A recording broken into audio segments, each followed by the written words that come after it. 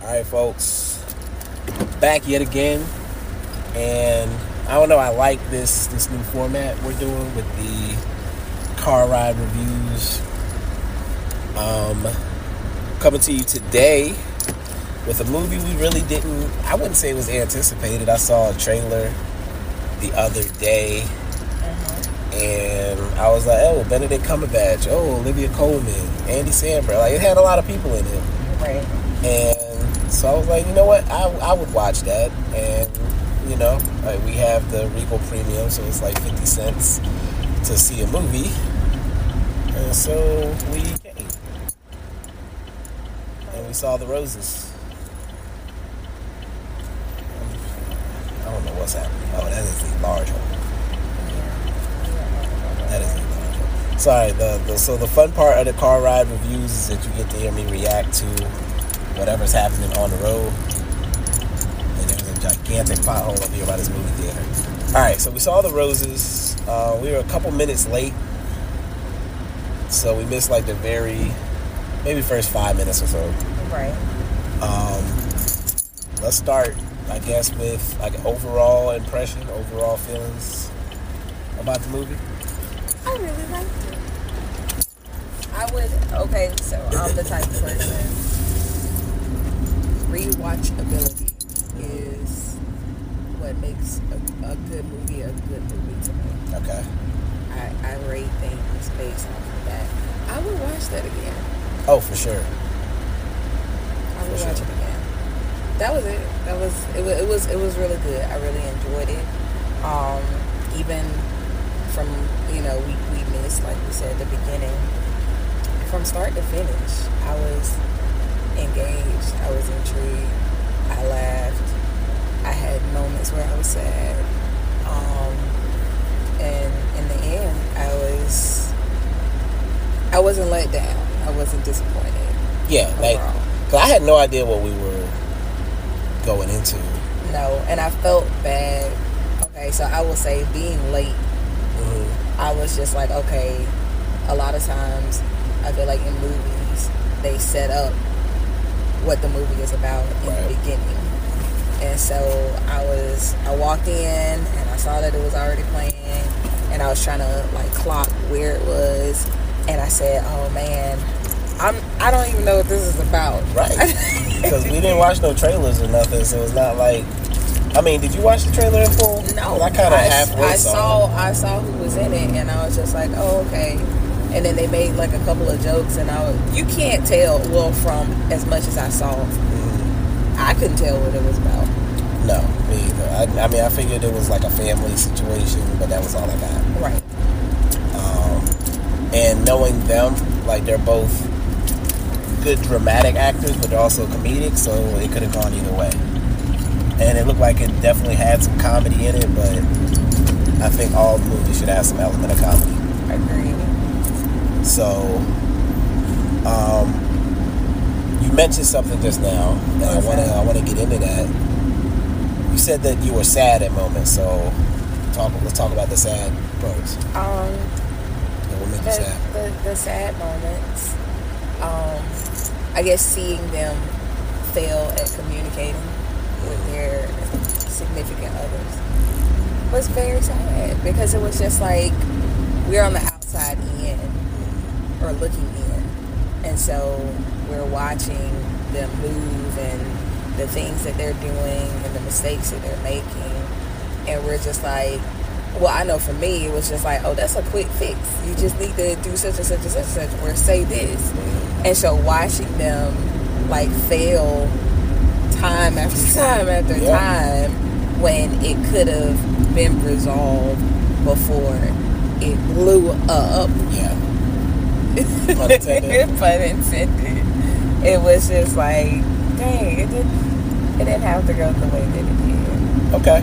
I think, and so with that said, because people might be listening to this review and not have watched the movie, which I always like have to remember those people that will listen to the reviews without watching the movie. So essentially, when the movie begins, Benedict Cumberbatch is a successful architect, like big time architect, with a amazing designs that like everybody loves or whatever.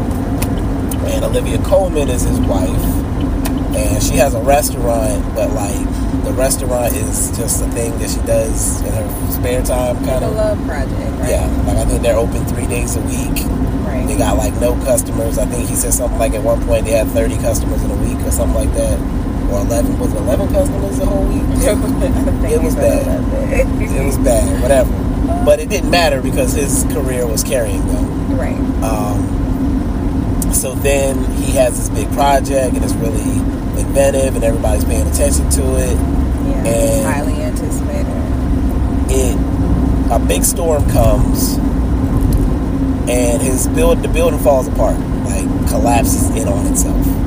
Nobody's in it, nobody's injured, but it's embarrassing for him. Right. At the same time, because of the storm, the road gets shut off, and a bunch of people have to go to her restaurant, including a big-time food critic, who then writes a really good review, and now her career is about to take off. Business is booming. Business is booming. People are coming in. She don't know what to do with herself. She's like, wait a minute, there's people here. What? Right.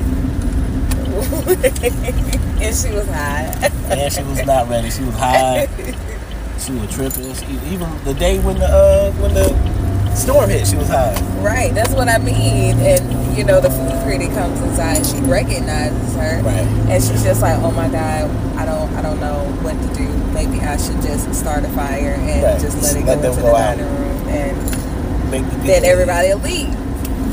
And so it seemed as if she was afraid of the stardom that would come from. Afraid of success, not ready for it. All of those things. Because again, she wasn't trying to do all that. No. She's wanting to make some food and go on by her day. But now, like, the potential for growth was there. And he told her, this is like, lean into it. Like, do this, you got it. Right. Now, after this day, their whole relationship dynamic is shifted because he's a disgrace in his field. And she's doing interviews with magazines and this, that, and the third. Like, everybody is coming to her. And I think this is the kind of the beginning and the end. And we had a little moment where it was like, we both have things that we're passionate about, things we want to do. We have goals, dreams, etc.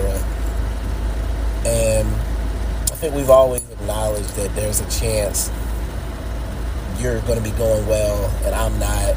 I'm going to be going well, you're not, whatever the case may be. Right. And it was like just a kind of agreement to always support each other in those moments.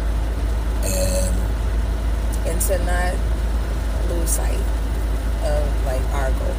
Yeah. It's like us collectively, we have our own individual goal. Collectively, individually sounds like connotations, but we relationally, we have one set goal, and that's for us to be together, to build together. And so we can have our individual dreams and aspirations, but not lose sight of the fact that we want a partnership. We want to do life with each other. I think for me, it comes down to your dreams are my dreams. Like, right. If you want this, then I want that for you. Like, it's together. If I'm not getting the things that I thought I wanted out of life, but you are, I'm still seeing that as a win. Right. Because we are a unit.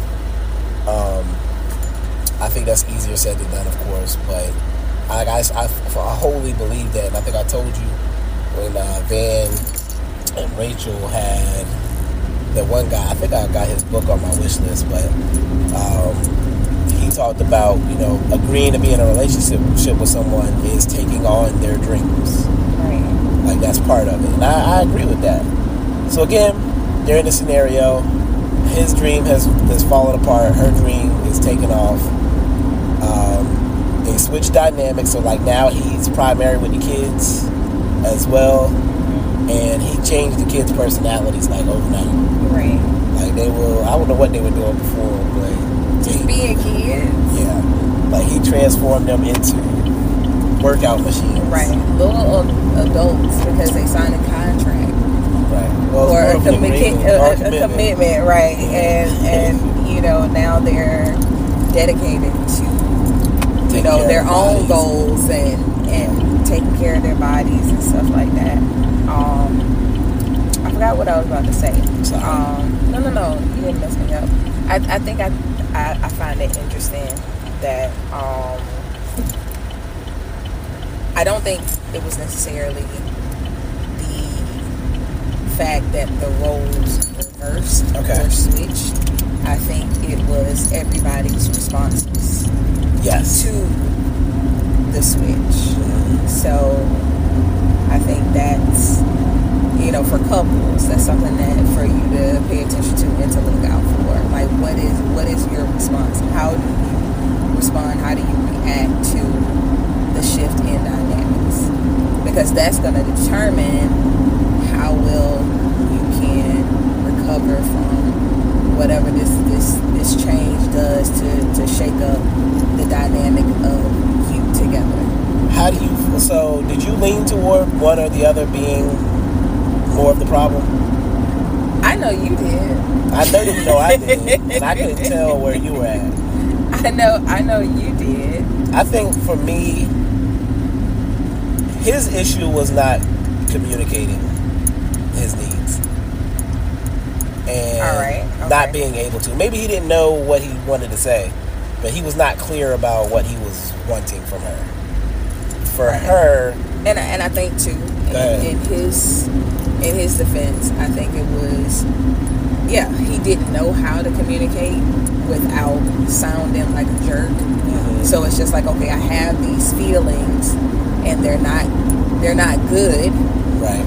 I feel these ill feelings towards you, and I'm doing everything I can to not express them at all. So I don't think for him it was just like, you know, I don't care, I'm just not gonna say anything. It was just like, I know me, I'm gonna say the wrong thing. I'm gonna say something to make it worse.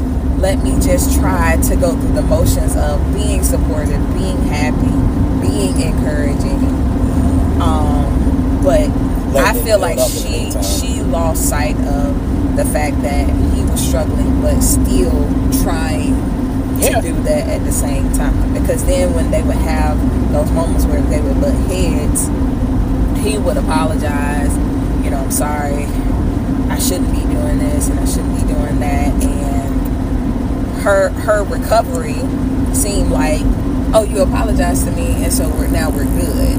As opposed to her actually doing something about the fact that this is the new dynamic and he's struggling with it. She seemed incapable of acknowledging any fault on her part. And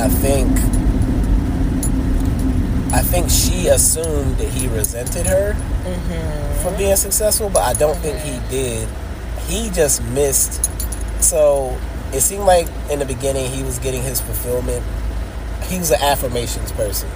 Right. And he was getting affirmations from outside the relationship. Love language style, right? So he was getting affirmations from outside the relationship from his career. Right. So he maybe didn't need that from her in the beginning. But when that career was gone, she was it as far as where he was going to get his affirmation. Right. And she was not giving him anything. She was mad at him for what he did with the kids. Like, so he was like, I can't do nothing right. Right. And so when he eventually got to that point where he was able to say, like, I just want one person to, like, acknowledge me and, like, love, you know, me. At that point, she got it. And then she finally apologized, but he couldn't hear it because he had headphones on. He was in another room. Right. Like, so they had their, they kept missing each other, basically. I don't know. It felt like every time things got serious, she found a way to escape as well. Right. Like, she wasn't there for trying to fix it. Right. And her resentment towards him about his relationship with the kids seemed like they were good. Right. Like they were thriving. They were happy. Even though she couldn't acknowledge it because she was like, all right, is this really what they want? Right. But they seemed to be chilling. excited about it. Oh, we got into this school. We got the scholarship.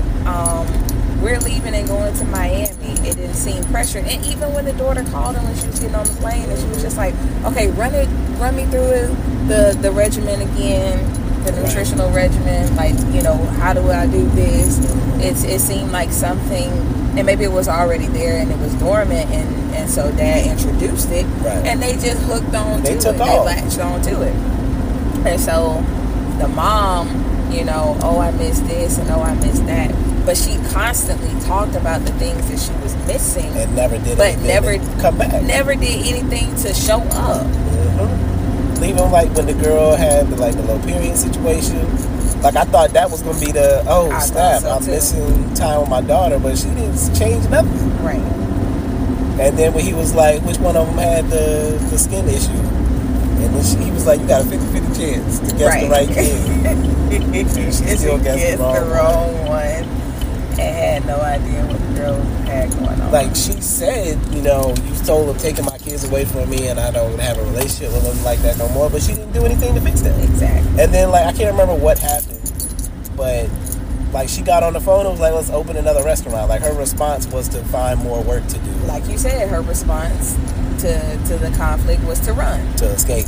Let me leave. Let me go. Let me pour myself even more into the thing that's taking me away from us and everything that we cherish. So do you disagree that she was more of a problem? I didn't say I disagree. Right. I just know during the movie you was just like, look at her. It was killing me because I was like, I feel like she's not even really passionate about this like that. And like, again, like you said, she would acknowledge where she felt like she was being kicked out of the family, basically. But then she would kick herself further out. Right. She would not do anything to... But you know what, though? I can appreciate the fact that the kids just kind of receive that this is the dynamic. This is who my mom is to me. This is who my dad is to me. And they still were like, it's cool.